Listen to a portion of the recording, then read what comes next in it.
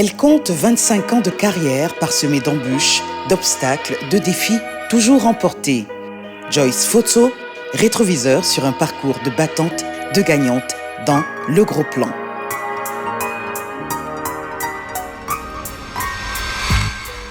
Quel est l'avenir de la presse écrite? Comment s'en sort-elle aujourd'hui? Réponse dans le Zoom.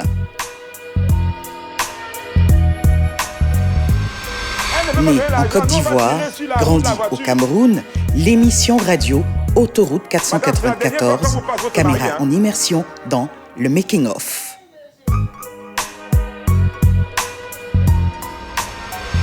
Et en fin d'émission, le zapping. Alors, ne zappez pas. Travelling, c'est tout de suite. 3, 2, 1, ça tourne. À ma droite, Stedom, journaliste. Derrière moi, Romuald Akowazoé, journaliste. Toute l'équipe de Travelling vous souhaite la bienvenue dans ce voyage dans le monde des médias qui commence avec une enquête. Elle apparaît dans les années 50 au Cameroun avec l'effort camerounais, suivi de Cameroun Tribune.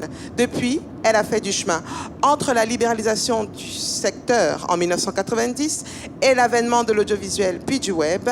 Elle a été boostée puis étouffée, mais elle a tenu. Comment la presse écrite arrive-t-elle à tenir et à résister au Cameroun? Quels sont les challenges de la presse écrite? Quel est son avenir? Réponse dans cette enquête de Christian Boitier, Georges Mély, Brice Fotso, Franck Bocali, Romuald Akowazoé et Inès Mbarga. La presse écrite connaît une crise grave. Aujourd'hui, ce n'est plus trop le contenu qui intéresse. Si les gens ne lisent plus. Du fait des contenus. C'est comme si les quotidiens faisaient un travail en commun. Les comptes rendus. Une dizaine de quotidiens. Un lundi matin, 7 ont la même une. Il faut améliorer le niveau de performance. Il faut éviter les sentiers battus. Il faut être honnête. Quoi qu'on dise. Les journaux ne se lisent plus comme avant. Plus grave. Je dis les ministères, l'État ne paye pas nos factures. Comment est-ce qu'on s'en sort? Bonne question. C'est simple. Mettre les ressources en synergie.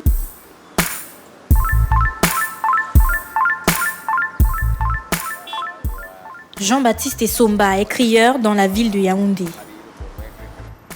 Son travail, accoster des automobilistes et vendre des journaux. Il n'a pas d'argumentaire. Sa seule arme, c'est la une du journal.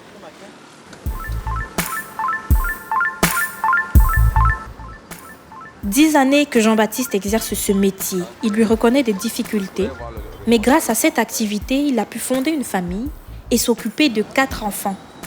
Mais la presse écrite est en crise à travers le monde, au Cameroun aussi. Et sur son trottoir du lac central de Yaoundé, Jean-Baptiste le ressent. Ils ont tous les journaux déjà sur la toile et aussi la revue de la presse le matin. Et le journaliste ne se contente pas seulement de donner les grands titres. Il entre dans les journaux, il détaille. Ça, vraiment, ça empiète beaucoup sur notre métier.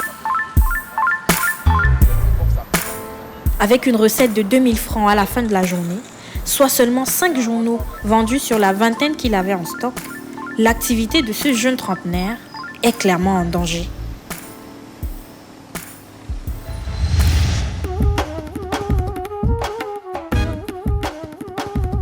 Malgré la multitude de titres, les Camerounais avouent ne pas acheter de journaux. Je touche combien pour acheter un journal tous les jours à 400 francs? C'est pas possible. Situé au cœur du quartier administratif, ce kiosque draine pourtant beaucoup de monde. Ils liront les unes, mais personne n'achètera.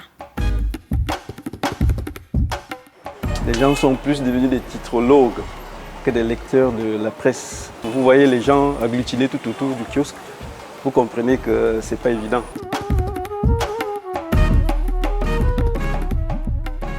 Nous avons fait les comptes. 5 minutes plus tard, toujours autant de titrologues, mais 0 acheteur. Plus de la moitié des journaux livrés la veille seront donc retournés à leurs éditeurs. Nous sommes en train de traiter les invendus et regardez comment le kiosque est plein. Il existe 600 titres au Cameroun selon les chiffres du ministère de la Communication. 600 quotidiens ou hebdomadaires, spécialisés ou généralistes, réguliers ou périodiques. Le marché de la presse semble déjà saturé. Et pourtant, il y a encore des professionnels qui s'accrochent. Justin Blaise Akono en fait partie. En 2015, après des années en tant que reporter, il crée Camer Presse.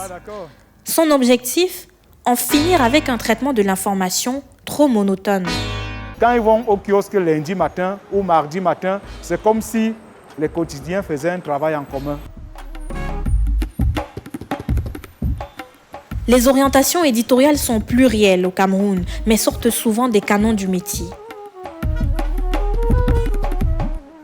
Les publications dans le traitement qu'ils font de l'information trahissent, selon les enseignants de journalisme, les missions qui sont les leurs. Ce qu'on voit le plus dans la presse camerounaise, les genres que les journalistes et les rédactions préfèrent, c'est les comptes rendus, les commentaires, les articles d'opinion et tout cela. Acheter un journal et lire un bon reportage, c'est devenu très rare. Il y a ce que moi j'appelle les genres oubliés de la presse écrite au Cameroun.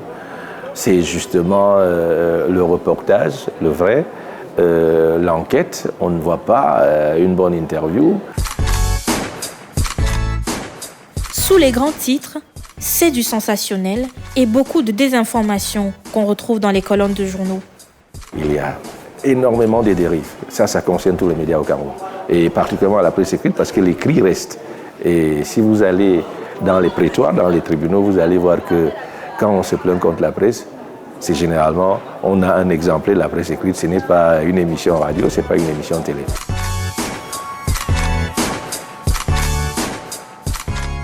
Et pourtant, la presse écrite n'est pas jeune au Cameroun. Remontons dans les années 50.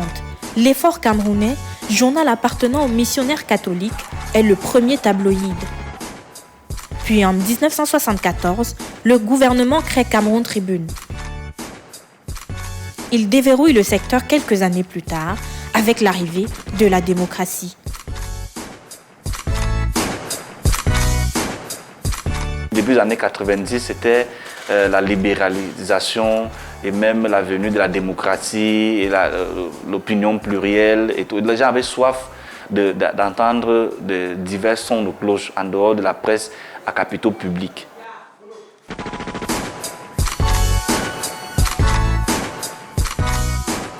Mutation a été créée en juillet 1996 dans un contexte où il y avait deux camps dans la presse. Il y avait la presse qui disait que tout va bien et la presse qui disait que tout va mal. Dans la presse qui disait que tout va bien, il y a Cameroun Tribune en tête, suivi des journaux tels que Le Patriote et d'autres. Du côté de la presse qui disait que tout va mal, on retrouvait Le Messager, la nouvelle expression Challenge Hebdo, à l'époque on appelait la Sainte Trinité. Tout premier, le plus ancien quotidien, né en 1979, qu'on appelle Le Messager, tirait à 100 000 exemplaires, vendait tout. 100 000 exemplaires.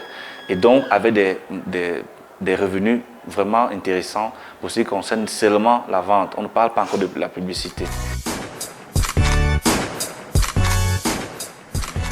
Depuis ces années, la presse écrite camerounaise a bien évolué, mais s'est confrontée à un gros problème, le web. Pour l'instant, Internet n'est pas un allié de la presse écrite. Au contraire, c'est son ennemi. 35% de la population a accès à Internet au Cameroun. Une niche non négligeable pour les éditeurs de journaux qui ont de plus en plus de mal à écouler la version papier.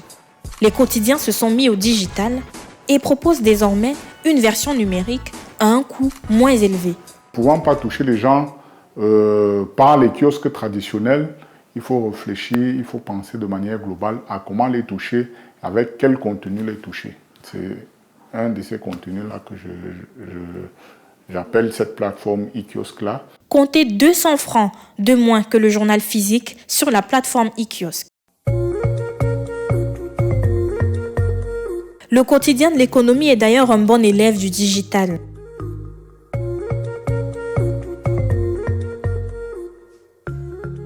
En plus de ses comptes Facebook et Twitter, un accent est mis sur le contenu du site web. On a une stratégie qui consiste à produire des contenus qui sont spécialement dédiés à notre site internet. Et nous repositionnons également des articles qui sont dans le journal sur notre site. Le journal possède également sa propre application qui, au-delà de la garantie de mobilité, est une réelle source de revenus.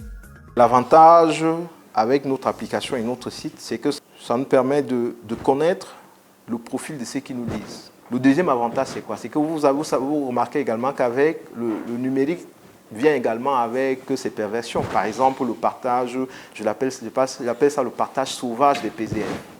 Alors, il y a des gens qui ont des abonnements numériques dans certains journaux, qui reçoivent des PDF et qui, dans des forats, le partagent à tout va. Évidemment, c'est des recettes perdues pour les rédactions. Or, avec notre application, vous avez la possibilité de lire quand vous avez un abonnement, mais vous ne pouvez pas partager ce PDF. Un journal, c'est de l'information, mais c'est aussi une entreprise. La SAS Media Corporation derrière Mutation, TLRP derrière le quotidien de l'économie, la Sopecam derrière Cameroun Tribune. Des sociétés éditrices qui, au-delà du format et du contenu journalistique, doivent gérer ressources humaines, services commerciaux, employés, salaires, distribution. Un casse-tête pour lequel ne sont parfois pas préparés les nombreux journalistes improvisés, chefs d'entreprise. Autant on a des gens qui ne sont pas préparés pour faire le travail de collecte et de traitement de l'information, autant, il faut le dire, il y en a qui ne sont pas nécessairement bien préparés pour être des entrepreneurs de presse. Vous allez rencontrer des gens qui ont des arriérés de salaire, parfois qu'on n'arrive même plus à nommer, parfois c'est 2 ans, parfois c'est 3 ans. Bref, c'est plusieurs mois de salaire qui ne sont pas payés. Et donc, c'est un peu ça, il n'y a pas de contrat de travail, il n'y a pas de sécurité sociale.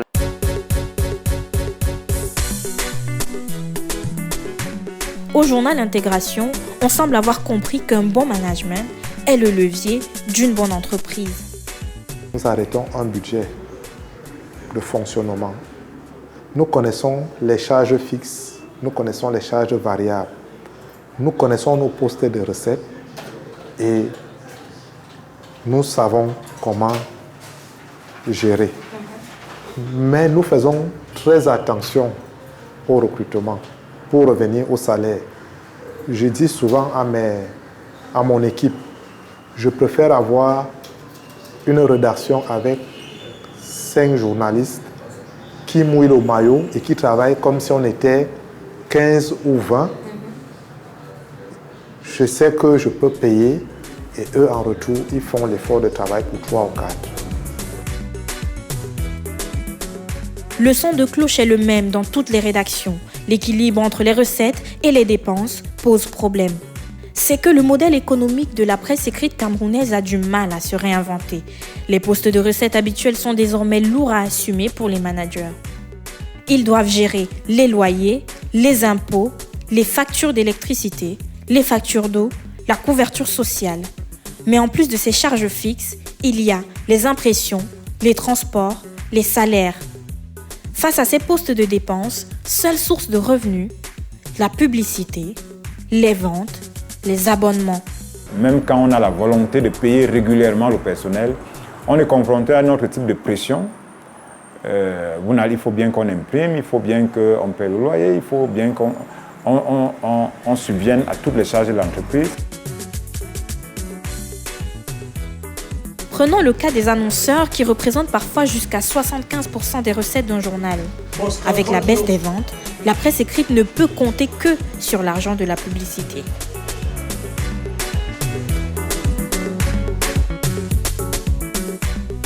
Si notre tissu publicitaire est étroit, c'est-à-dire qu'on a une entreprise brassicole connue, on a des opérateurs de téléphonie, on a une entreprise qui fait dans les jeux de hasard. Lorsque vous excluez ces annonceurs-là, il est difficile d'avoir d'autres personnes avec qui vous avez des contrats intéressants.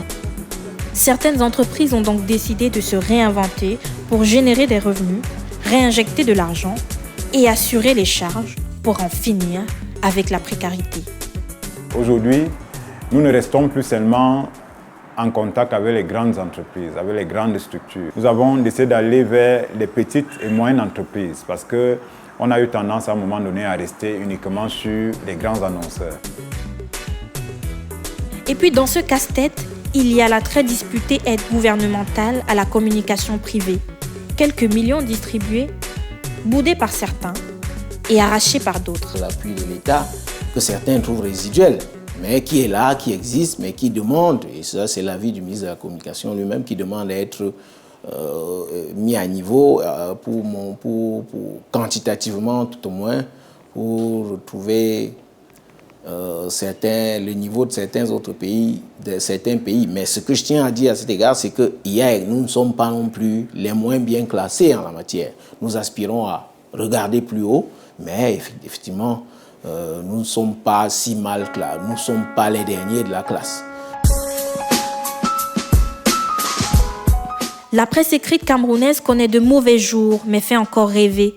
Sonia Mboudou est journaliste, sortie il y a seulement quelques mois de l'École supérieure des sciences et techniques de l'information et de la communication.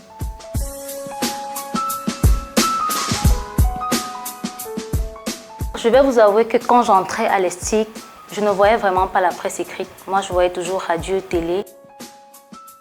À 20 ans, c'est au journal La Voix du Paysan qu'elle débute sa carrière professionnelle. Un choix qu'elle assume. La presse écrite est en difficulté, mais elle continue d'y croire avec beaucoup de passion. Je pense que, par exemple, la presse écrite, pour s'en sortir davantage et continuer dans ce qu'elle a déjà commencé à faire, elle pourrait se réinventer. On pourrait faire des textes un peu plus courts, avoir des images un peu plus grandes pour capter l'attention. À plus de 60 ans, la presse écrite camerounaise a survécu à l'enthousiasme de l'audiovisuel.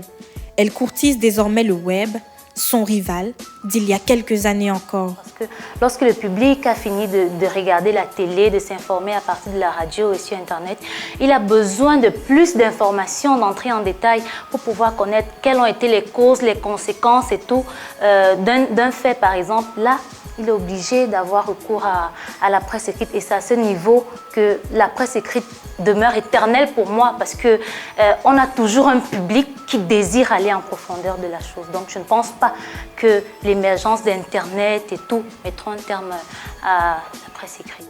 À chaque fois qu'un des médias est arrivé, on a annoncé la mort de l'autre, mais c'est jamais arrivé.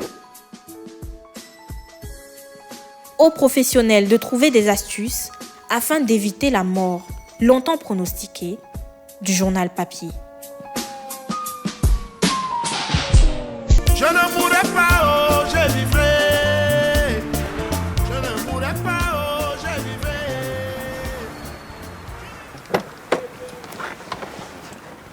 C'est un programme radiophonique qui se balade de pays en pays, de ville en ville et bien sûr de radio en radio. Créée il y a près de 20 ans en Côte d'Ivoire par l'animateur camerounais Jason Black, l'émission Autoroute 494 fait aujourd'hui la joie des auditeurs de Satellite FM, une station radio de Yaoundé au Cameroun. Du lundi au vendredi, entre 18h30 et 21h. Pendant 16h30, nous avons suivi son concepteur, présentateur et ses chroniqueurs. L'émission Autoroute 494, sa préparation et son direct, des moments rares racontés par Romuald Akoazoé, Georges Méli, Brice Fotso, Christian Boadier et Franck Bocali. Le commandant Jason Black et toute son équipe vous souhaitent la bienvenue à destination d'un monde de rêve. C'est un truc de fou. Non, je vous demande à vous, vous qui êtes son mari, comment une jeune fille qui Mon argent, c'est pas possible. Allô? Des blagues à vous couper le souffle. Hey, chérie, je te dis que ces gens ça va sérieux. Ils vont tirer sur le véhicule. Tu te rends compte, chérie? 18 ans déjà que l'animateur Jason Black et ses amis promènent les auditeurs africains et du monde dans leur autoroute 494. On est en train de vouloir ouvrir le feu sur la roue avant de...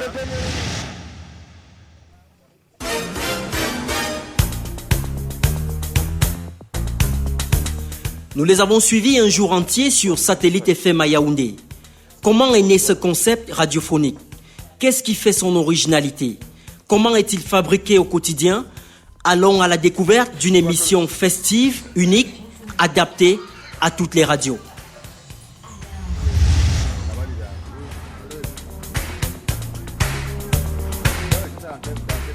Si vous cherchez Jason Black et son équipe dans les rues de Yaoundé avant le lever du jour, vous ne les trouverez pas. Il faut se rendre à Vision 4, chaîne de télévision du groupe L'Anecdote. On est mardi matin, il est 6h28. Ce n'est pas l'heure de l'autoroute 494, mais celle de la matinale télévisée. Jason Black en est le co-présentateur.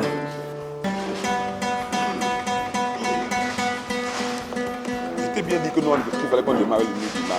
Maintenant, tu fais moi, je suis assis, elle est debout. Comment tu veux qu'on gère ça? Moi, je peux me mettre debout devant les comptoirs. Vous avez déjà dit ça maintes fois. Tu ne comprends pas, mon frère. Pourquoi tu veux m'imposer ça, non? Après avoir accordé sa guitare et s'être accordé avec l'équipe de l'émission, le programme est lancé à 6h36. C'est donc parti pour 2 heures d'émission. La matinale sur Vision 4 jusqu'à presque 9h30, 8h20. On partira vers 8h20, voilà.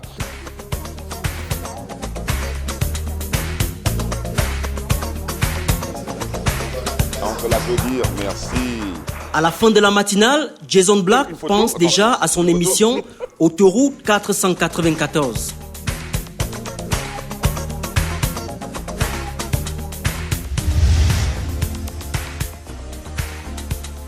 Vraiment, ça fait plaisir. Je suis en train de sortir l'équipe de Vox Africa qui est là pour... Ah oui, elle est pleine. C'était chaud ce matin. Hein. Presque 8h30 là. Et moi, je sais parce que Sylvain va faire, parce qu'elle va monter certainement en rédaction. Moi, je vais au resto. C'est pas vraiment pour une partie de plaisir, c'est juste pour prendre un petit café. Et après ça, je vais passer un coup de fil à mes collaborateurs de la radio.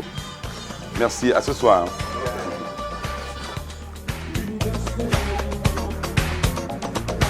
À peine sorti du plateau le matin, il appelle déjà ses confrères du soir.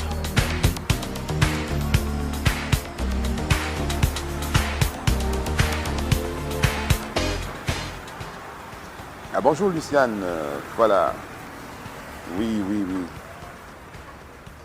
Bien. Merci beaucoup, j'espère toi pareil. Alors, c'est pour ce soir. Qu'est-ce qu'on fait ce soir? Est-ce qu'on va taquiner la rubrique qui parle de la fille qui a été enceinte là? Donc, il sera là Thierry, je l'appelle juste après toi.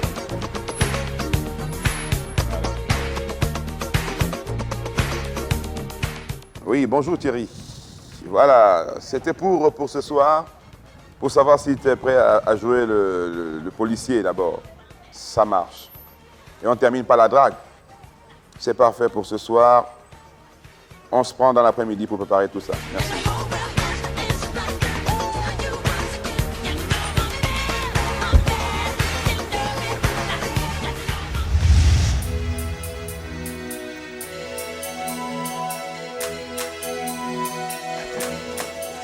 Il est 18h10. Nous sommes de retour dans le groupe L'Anecdote à Yaoundé. Cette fois-ci, l'équipe d'autoroute 494 est au complet après une demi-journée de préparation intense et de repos. J'ai pu me reposer suffisamment. J'ai fait un peu de guitare aussi parce que c'est une activité quotidienne. Donc là, je suis revenu pour la radio et je suis très heureux parce qu'il y a mes collaborateurs qui sont déjà là.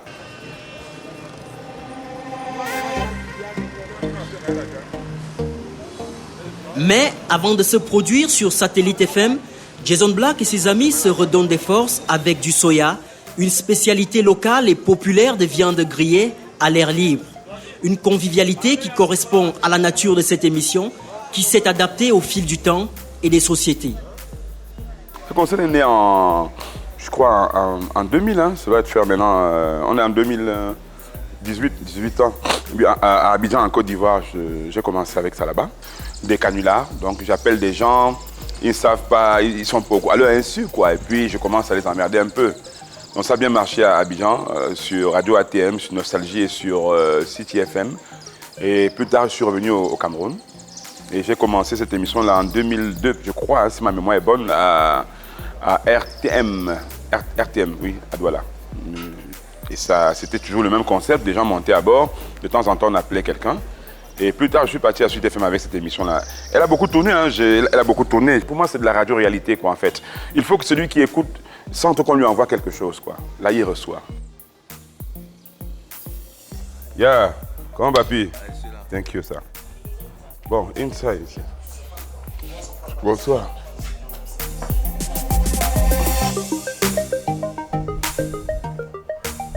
L'auteur de cette radio-réalité l'a toujours voulu, relax, amusante et capable de sortir les auditeurs de l'ennui quotidien de lundi à vendredi. Tous les soirs, on envoie ça aux gens qui sont dans les embouteillages, qui sont dans leur bureau, des gens qui s'ennuient un peu. Et je crois que le retour qu'on a, ça prouve qu'ils ne s'ennuient pas beaucoup en notre compagnie. On est à -2 là. Ouh, Thierry, on est à -2. Bon, allons-y, les gars. Là, on va en studio direct là, hein, avec l'équipe qui est en place.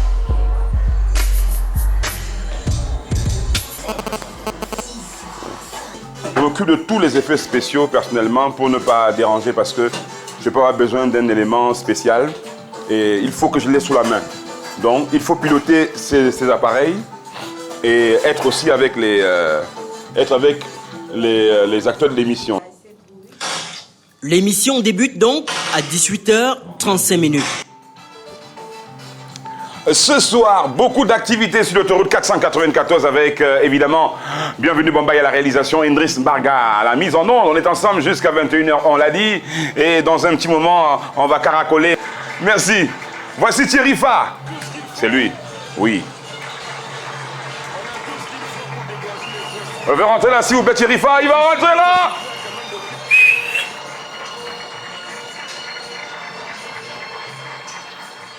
Programmation musicale instructive et positive. Voici Claude Nougaro, il chante Armstrong, je ne suis pas noir de peau. Canular et blagues sous forme de comédie sociale. Pas moyen de s'endormir. Dites-lui de nous passer les 5 millions à la S-Party, s'il vous plaît. Oui, je vous la passe. Faut que tu peux pour l'argent, j'essaie de voir. Non, mais je leur ai déjà donné $500. Chérie. Non, je leur donne plus. Non, rien. Ils sont sérieux d'abord. Tu es sûr qu'ils sont sérieux, c'est tout. Non, c'est bon. Tu es sûr qu'ils sont sérieux. Non, chérie. Passez-moi le téléphone. Madame, passez-moi le téléphone. Madame, poussez-vous. Mais qu'est-ce qui se passe-t-il? Vous voulez lui parler encore, vous parler d'amour, c'est ça? Mais c'est mon chéri, monsieur, je l'aime. Je vous la repasse pour une dernière fois, je vous reprends. Allô? Non, chérie. La situation peut empirer. Non, je ne le donne pas. Non. Allô, Sergio, c'est encore le commandant là. Hein? Oui, commandant, vous dites? Nous, elle ne veut pas donner l'argent. On sera obligé d'ouvrir le feu sur les roues de la voiture. Hein?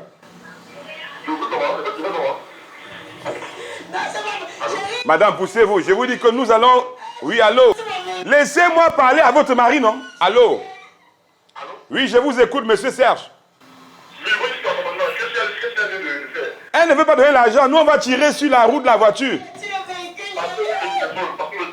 Madame, c'est la dernière fois qu'on vous passe votre mari, hein? Bon, officier, remettez-moi le téléphone. Prenez-lui le téléphone, vous me le passez. Madame, poussez-vous, s'il vous plaît. Allô? Madame, poussez. Allô? Madame, je vous en prie, ne me touchez pas de mon pantalon. Ne touchez pas mon pantalon, d'accord? Oui, allô? Oui, là, on est obligé d'immobiliser le véhicule. Hein. On va ouvrir le feu sur la roue avant gauche. Moi, le commandant John Tabacu, matricule 53-42-32, je suis obligé de donner l'ordre d'ouvrir le feu. Hein. Elle ne veut pas donner l'argent, vous voulez qu'on fasse comment? Officier Kalouta, mettez-vous en position de sécurité. Officier Koulibaly, position de sécurité. Attention, feu! Ouais, feu! Feu, l'arrêtez! Ouais, c'est bon. Voilà. Là, c'est bon, dites à votre mari. Depuis toujours, c'est le bonheur pour les auditeurs et ceux qui animent le programme. Qui m'appelle d'abord? Je dis c'est Thierry. Thierry, tu vas bien? Thierry, non. Thierry, le voyageur. Non, moi je vous connais pas. C'est l'occasion de faire connaissance, mon bébé. Dis-moi, là tu es occupé? Il est 21h, fin de l'émission. L'équipe éprouve un sentiment de devoir accompli. Alors là, il est exactement 21h04. On a terminé avec Autoroute 494 aujourd'hui. Prochain rendez-vous, ce sera donc demain, aux environs de 18h30. On sera encore là et ce sera avec plaisir qu'on fera l'émission. 5 jours par semaine, 2h30 durant, cette autoroute radiophonique véhicule donc 494 raisons de garder le sourire face à la vie. C'est ici, au Messager, qu'elle fait ses premiers pas dans le monde des médias. Canal Hit et C'est Comment font partie de ces concepts. Après la presse écrite et avant la télé, la radio fut son grand amour.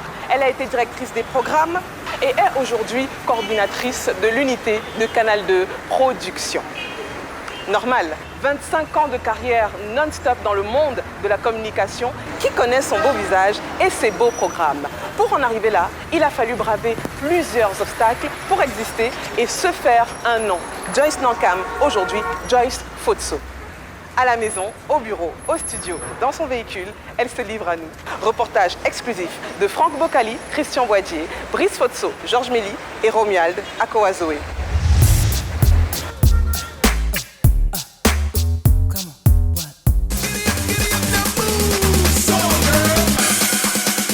Bienvenue à tous sur Canal Hit et nous sommes contents, ravis de vous avoir de plus en plus nombreux devant le petit écran. Bonsoir à tous et bien sûr c'est une belle soirée qui démarre aujourd'hui. Un visage angélique, une voix télégénique, une expression simple dans la thématique. Si vous faites partie des téléspectateurs fidèles ou occasionnels de Canal 2 International, Joyce Fotso ne vous laisse certainement pas indifférent. Elle a la quarantaine, mais sa mine joviale lui en donne moins. Derrière ses allures de première de la classe, elle a dû se battre sans relâche pour s'imposer. Une enfance blanche en quête d'identité noire. J'ai beaucoup bossé pour ne plus avoir le même accent.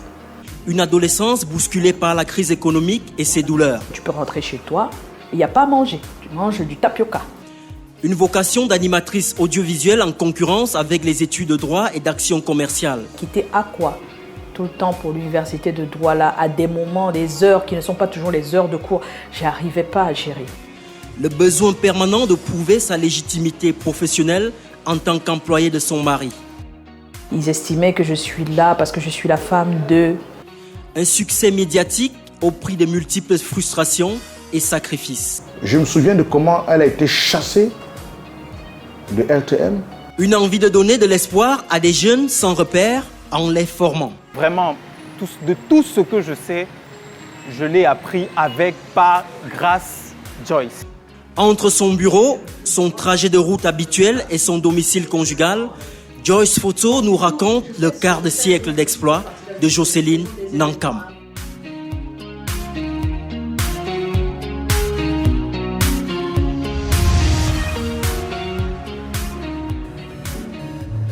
Clap de début, ça tourne.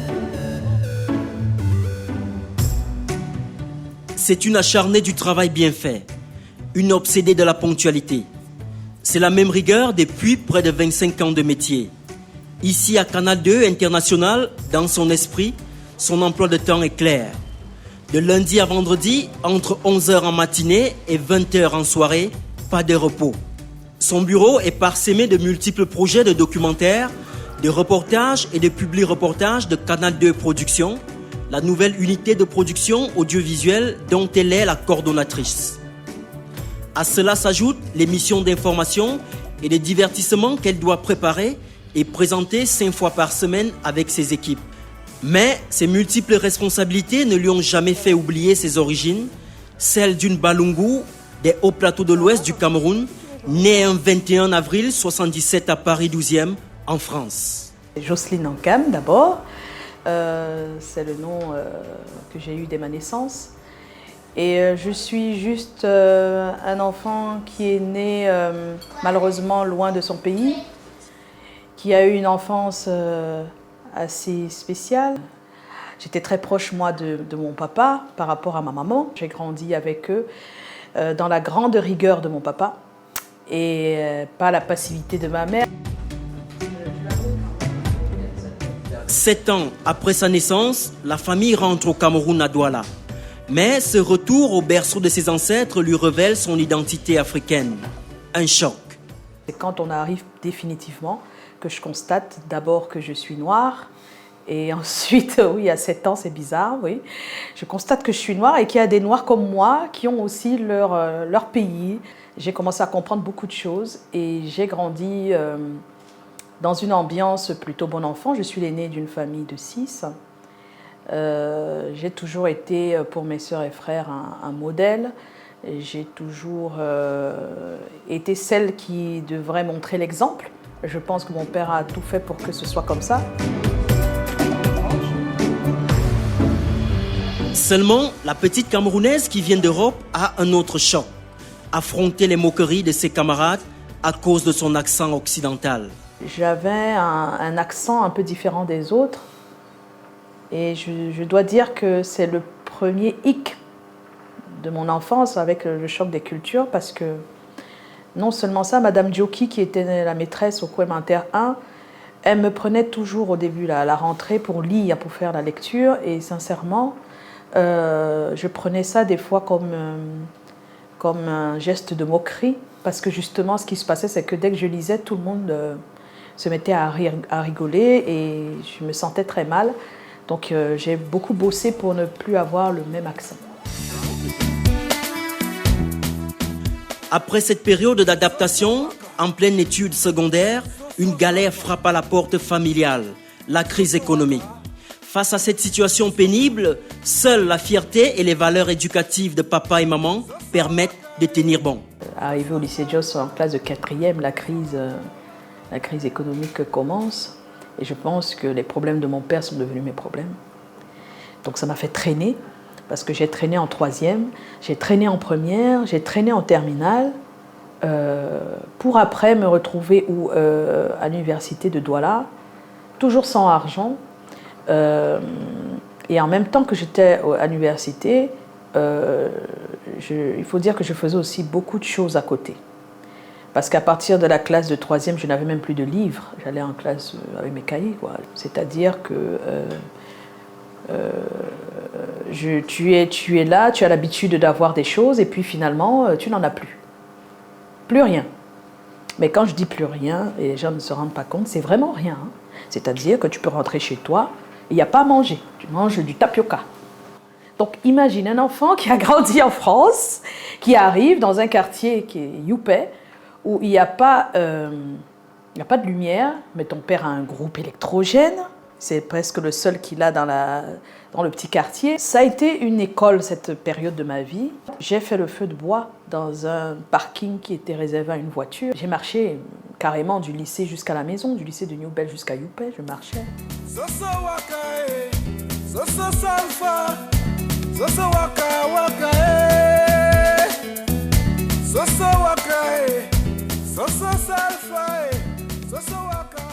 C'est durant ces moments difficiles qu'elle découvre sa passion pour le journalisme et l'animation.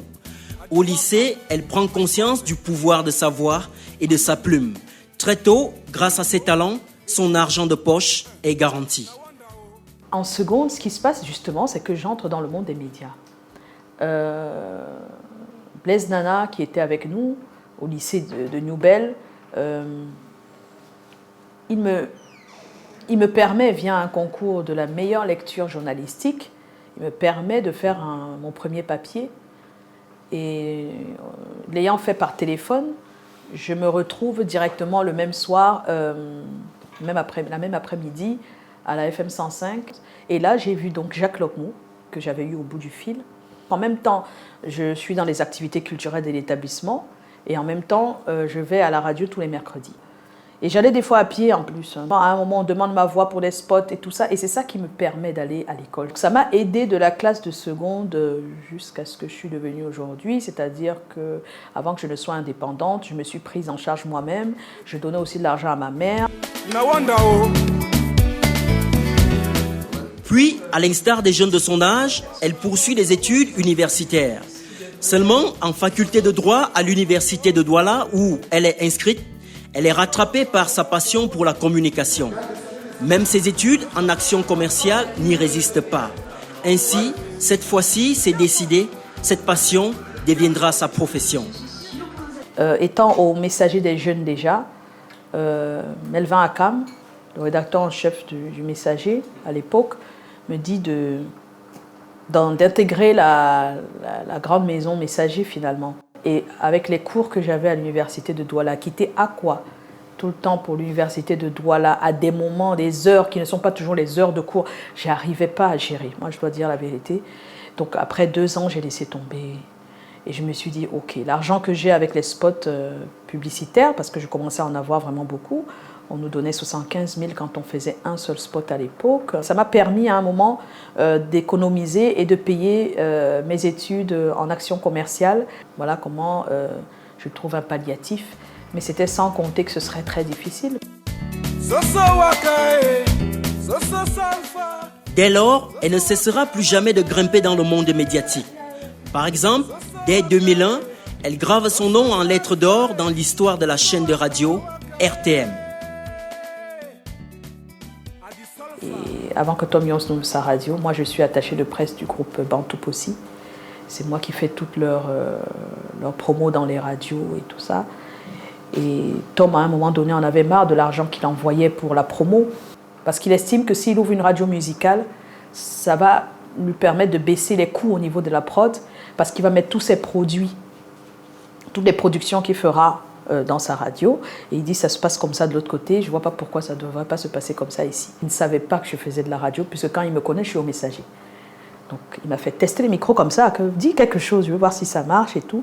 Et quand j'ai parlé, il m'a dit, mais tu parles bien, qu'est-ce qui se passe? Tu as fait radio? Mais je lui dis, mais c'est par là que j'ai commencé en fait. On avait ouvert la nuit, donc lui et Dinali, on dormait les nuits en studio.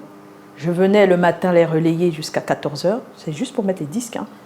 Et de 14h à 19h, c'était Eugène Elombo, qu'on appelait Turbo, qui le faisait et qui était le bras droit de Tom. Donc c'est comme ça que nous lançons donc RTM.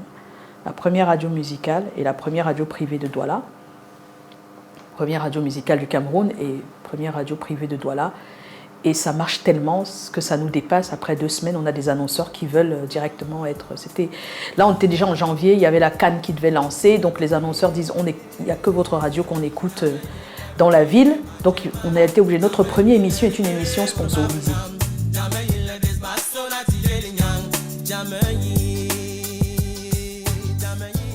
Et après quelques mois, Tom dit que vraiment, je veux que tu sois le chef de chaîne. Je lui dis, mais non, vraiment, non, il faut qu'on trouve quelqu'un. Donc tous les jours comme ça, de temps en temps. Mais quand il me présente aux gens, il dit, c'est mon chef de chaîne.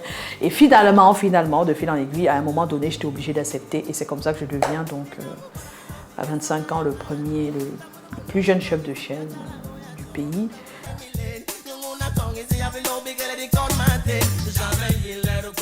Mais, après 7 ans et demi de service, Joyce Photo quitte RTM dans des conditions douloureuses.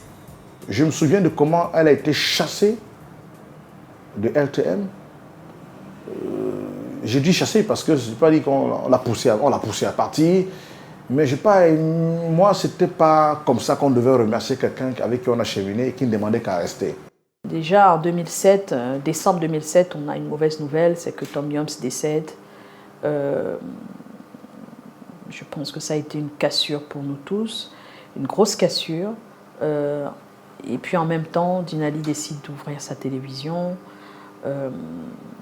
Et c'est difficile parce que moi, je suis déjà, depuis 2006, c'est une étape qu'on a oubliée, depuis 2006, je suis déjà à la télé. Donc je fais une émission musicale qui s'appelle Canal Hit.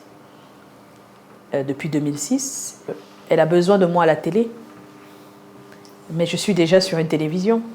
Ce qui est bien, c'est qu'elle avait de bons rapports avec mes patrons en même temps, qui sont ma belle famille. Donc elle leur demande encore l'autorisation maintenant. Et malheureusement, ça s'est mal passé. Ils ont dit, mais non, tu es là à la radio, tu ne vas pas encore la prendre à la télé. Elle me demande de prendre mon papier chez le comptable après et tout ça. Là, elle n'est plus là, je vais chez le comptable et je vois qu'elle me licencie plutôt.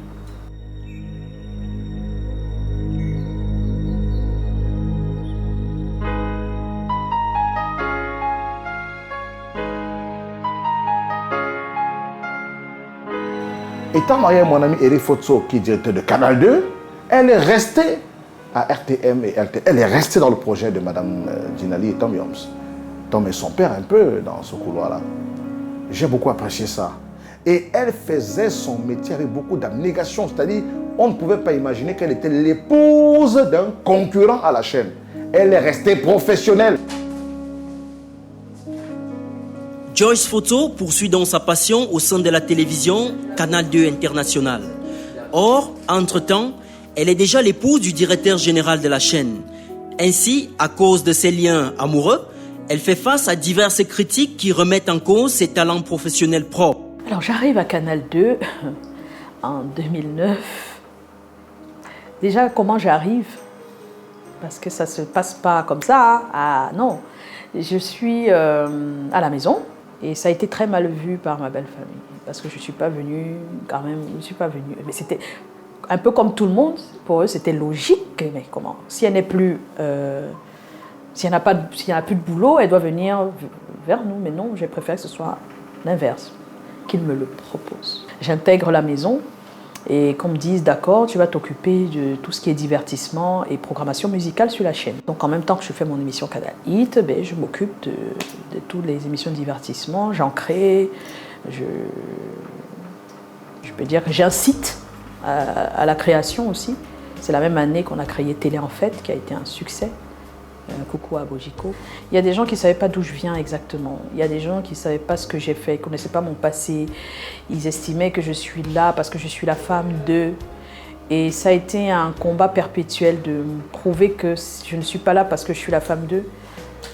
Désolée. Écran noir aussi. J'ai été aux écrans noirs, j'ai oublié d'en parler, mais ma première télé avant Canal 2, c'était 7 éléments sur TV5 qui était le journal des écrans noirs. Ça a été difficile pour moi de prouver que j'avais ma place. Malgré ces difficultés, elle crée de multiples programmes à succès et occupe divers postes de responsabilité, comme celui de directeur de programme.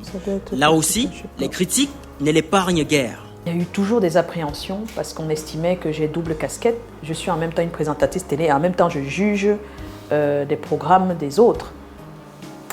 Mais je dois dire que quand tu as appris à avoir des valeurs durant toute ton enfance, sincèrement, l'objectivité te gagne. Elle a aussi la réputation d'avoir le cœur sur la main en ce qui concerne la formation des jeunes. Nous avons rencontré certains d'entre eux.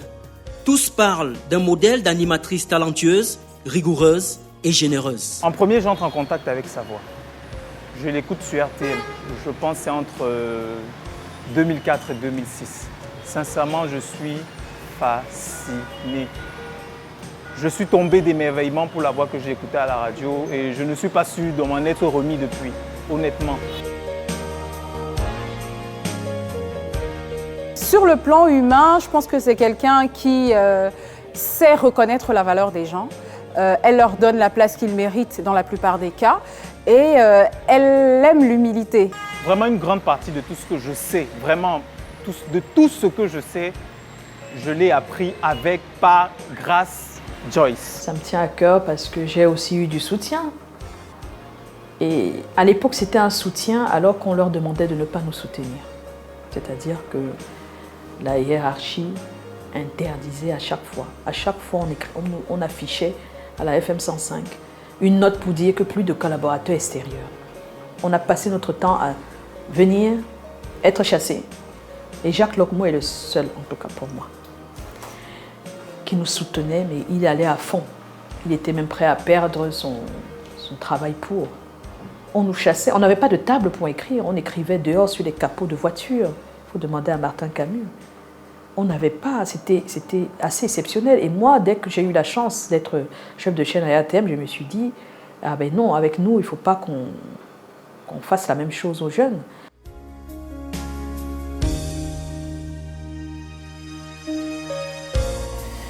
Ce que je dois dire de Joyce Pozzo, mais qui m'a le plus marqué, c'est qu'un soir, elle me dit « je voudrais faire comme toi ». Je lui dis « moi, suivre mes pas, c'est très difficile. Il faut passer la nuit dans les studios de musique ». Elle m'a dit « je suis prête à le faire ». Elle habitait à l'époque chez ses parents à Youpoué. Vous imaginez un enfant qui doit repartir à la maison à 4 h du matin. Toute sa vie, c'est la com. Elle a tellement aimé ce métier, elle a tout donné pour ce métier. C'est l'une des rares femmes, l'une des rares jeunes belles femmes camerounaises à avoir appris ce métier dans l'humilité et même parfois dans l'humiliation. Je sais de quoi je vous parle. Voilà pourquoi tous s'adressent à elle franchement. Alors Joyce, tu es quelqu'un de bien, ne change surtout pas et continue à donner cette chance à la jeune génération de pouvoir s'exprimer. Et en tant que femme, en tant que maman, tu m'as appris beaucoup de codes de la vie. Vraiment, de comment s'en sortir quand c'est difficile, quand on a l'impression qu'il n'y a pas d'issue.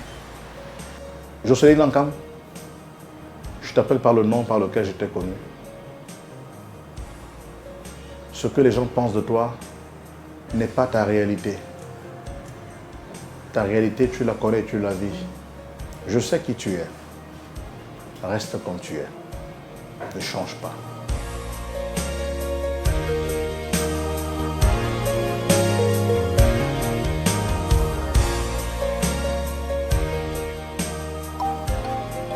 Ce jour-là, Joyce Photo accepte de quitter généreusement son bureau pour nous balader dans d'autres souvenirs, les mains sur le volant de son véhicule. La petite fille qu'elle était n'imaginait pas vraiment faire du journalisme et de l'animation un vrai métier. J'estimais que c'est juste une passion à côté du métier que je ferais plus tard et qui pour moi n'était pas non plus un métier de rêve, mais plutôt le métier que mes parents souhaitaient que je fasse. C'est-à-dire, mon père souhaitait que je sois pharmacienne. Ce destin médiatique a été forgé par divers modèles. Naturellement, comme j'ai eu une enfance de l'autre côté, c'était Michel Drucker.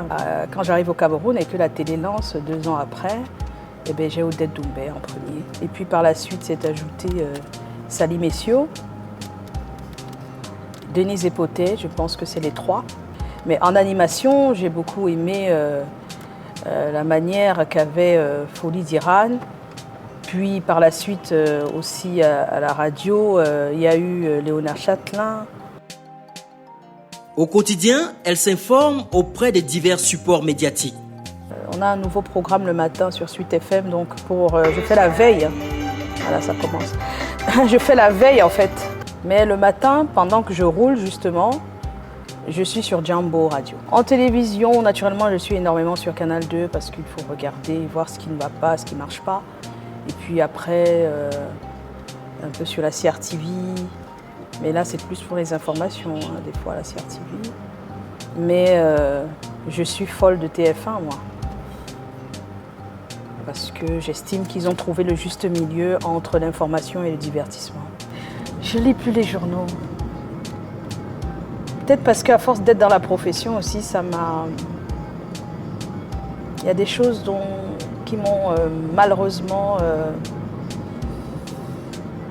je dirais pas choquée, mais bon, c'est comme ça qu'elle est, la profession, on n'y peut rien. C'est que tu ne sais pas du tout ce qui est vrai, ce qui est faux. Dans la nouvelle génération des journalistes et animateurs, à ses yeux, très peu sortent du lot. Il y a Boris Benteke qui me marque. Il y a aussi actuellement Thierry Carole qui a fait une bonne progression. Ils ne sont pas très nombreux qui essayent de faire le métier comme il faut. Hein. Ils ne sont pas nombreux. Ils ne sont pas nombreux peut-être parce qu'aussi on ne leur a pas transmis ce qu'il fallait. Ça peut être aussi de notre faute, nous, la génération juste avant. Il y a des filles aussi qui font partie de ce métier mais qu'on ne voit pas trop, en avant. Naturellement, j'aime beaucoup le travail de Tina Songuet, de Patricia Key. Mais j'estime que ce qui manque à cette jeunesse aussi, c'est de savoir ce qu'elle veut véritablement et où elle va et qu'est-ce qu'elle projette. C'est-à-dire, est-ce que les jeunes de ce métier arrivent à se projeter ?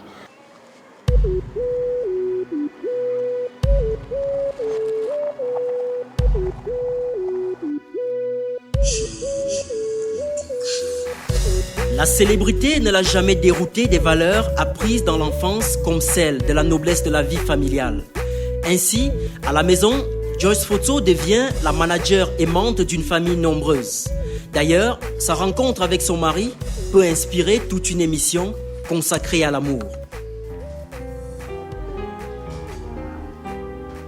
Bill Mucha, qui s'occupait d'un studio d'enregistrement là-bas, faisait des spots pour des marques.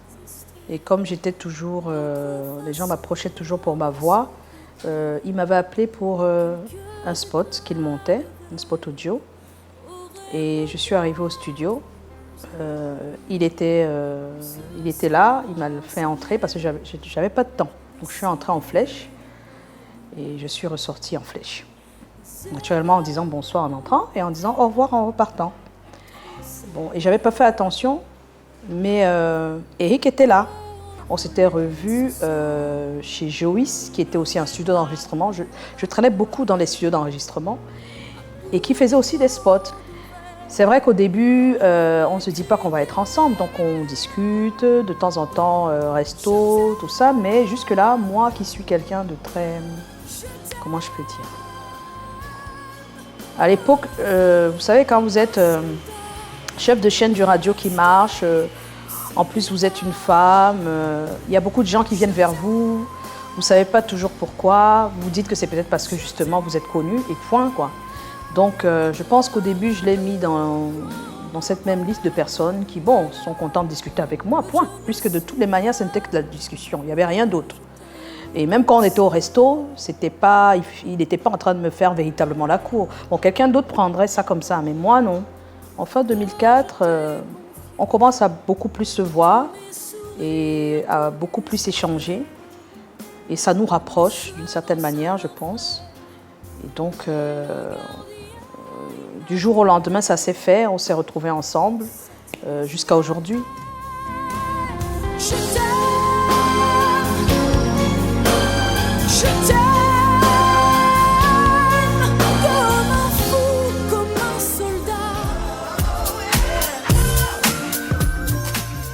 Mais quand elle revoit ses 40 années de vie, elle éprouve 2 regrets majeurs: n'avoir pas fait de longues études universitaires et n'avoir pas encore produit une émission de télévision idéale conformément à ses aspirations profondes.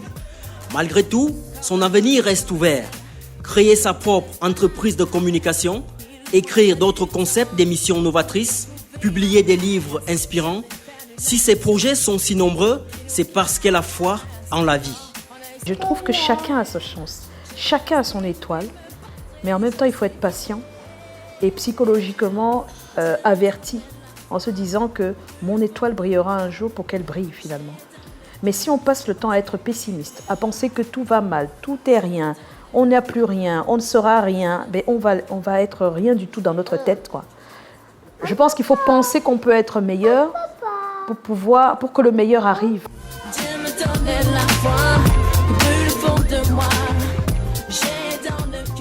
Le meilleur de Joyce Fotso, c'est donc l'histoire de Jocelyne Nankam, qui a compris qu'avec une voix et un travail de fond, on peut aller très loin.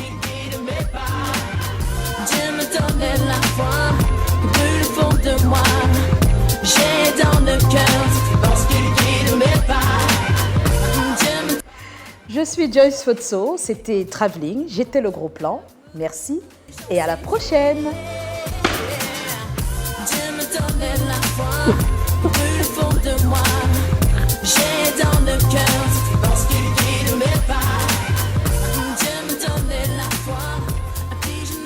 Allez, on va la faire à la Joyce Fotso. 3, 2, 1. Mesdames et messieurs, voici le zapping.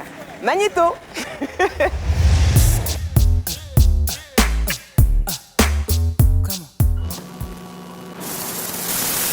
Elle est accusée par de nombreuses femmes pour leur avoir donné de fausses grossesses. C'est vrai que tu vas à l'église, c'est vrai que tu es soumis à ton pasteur, mais ton pasteur ne t'a pas doté. Vous êtes trop soumis au pasteur, mais insoumises à vos maris. C'est pourquoi vos maris n'aiment pas les pasteurs et sont jaloux des pasteurs. Arrêtez de nous créer des problèmes, soyez soumises dans vos maisons. Après l'étape de la consultation qui coûte 300 000 francs guinéens, ces femmes attendent des grossesses qui durent de 6 mois jusqu'à 3 ans. Quand tu vas le pasteur, fais ça à ton mari. D'abord, je ne t'ai pas épousé. Fais ça à ton mari. D'abord, je ne t'ai pas épousé. Nessambra, toute la vie de Fatoumata Diaby repose sur ses jambes. Pourquoi aujourd'hui il y a de moins en moins de mariages dans le monde? C'est parce que les hommes ont peur de se marier. Ils ont peur de se marier. Vous chassez les démons de célibat. Il n'y a pas de démons. C'est un problème d'insoumission. Ils ne sont pas sûrs qu'ils seront heureux. De son époux, Fatoumata apprécie la participation aux tâches ménagères, ce qui n'est pas sans un certain pansement au cœur. Bon, souvent j'ai honte parce que c'est moi qui devais faire tout ça. Je suis un célibataire. Ma fiancée me manque du respect tout le temps. Je ne t'épouse pas. Je ne t'épouse pas. Qu'est-ce que tu aimes qu'on te dise quand on te drague? Tu as tout entendu, donc tu es trop belle, tu es bien bâtie. Même la nature n'est pas d'accord avec.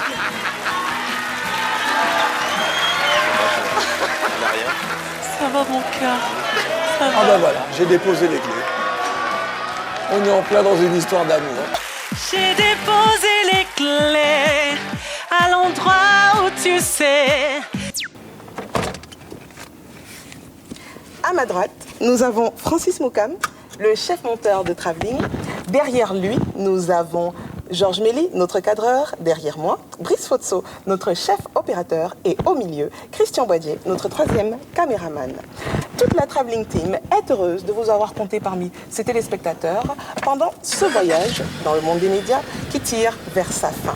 Félicitations à notre follower le plus fidèle qui gagne ce t-shirt Travelling, et l'émission continue sur les adresses des réseaux sociaux qui s'affichent maintenant. Un nouveau voyage dans le monde des médias Travelling, c'est bientôt. D'ici là, la télé continue. Restez scotchés. Et puis c'est bon? Attention! Autoroute 494, sa présentation et son... Non, sa préparation et son direct. Chier! Nous les noirs, on peut Quel noir? Quel noir? Allô? Allô? Tu vas couper ça. C'est fini. Oh, l'émission est finie, ouais.